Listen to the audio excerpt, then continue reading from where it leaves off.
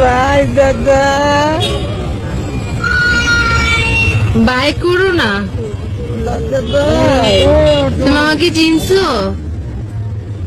কেমন আছো? আমার দেখেন ম্যাডাম, ও চিনতে পারে নাই। আচ্ছা বাই। আজকে ইকরার ছেলে রিজিকের জন্মদিন, অথচ সেই জন্মদিনই বাবা মা কাউকে পাশে পেল না। এই ছোট্ট মাসুম বাচ্চাটা অজরে কান্না করছে তার নানুর সাথে ভিডিও কলে এসে। এই নিষ্পাপ বাচ্চাটা কী বা দোষ করেছিল? এভাবে কেনই বা ইকরা তার বাচ্চাটাকে ছেড়ে চলে যেতে হলো? হয়তো বা ইকরা এই বাচ্চাটার মুখের দিকে তাকিয়ে হলো বেঁচে থাকতে পারতো, এভাবে না চলে গেলেও হতো। এদিকে তার বাবা এখনও বিদেশ থেকে ফিরে নাই, আর ওদিকে মাও নেই। ছোট্ট এই বাচ্চাটা তার জন্মদিনটা এভাবেই কাটাচ্ছে। নানুর সাথে ভিডিও কলে এসে কান্না করছে মায়ের জন্য রিজিক। কতটা বেদনাদায়ক এই দৃশ্যগুলো।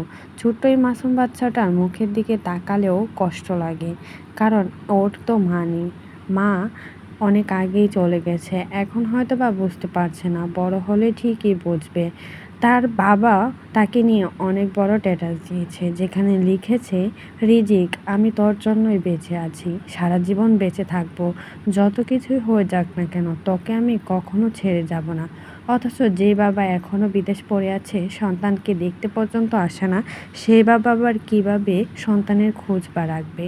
তাই তো ছেলেটা তার জন্মদিনে একা একাই কাটাচ্ছে। কী বা আছে ছেলেটার মাঝে? হঠাৎ করে ভিডিও কলে এসে নানুর সাথে কান্না করছে মায়ের জন্য। ছোট্ট এই মাসুম বাচ্চাটা এখন হয়তো বা বুঝতে পারছে না, মা তো আর নেই, কখনো ফিরে আসবে না, চাইলেও আর কখনো মায়ের সাথে কথা বলতে পারবে না। শুধুমাত্র বাবার পরকীয়ার জন্য মা আজ বলি হয়ে গেল।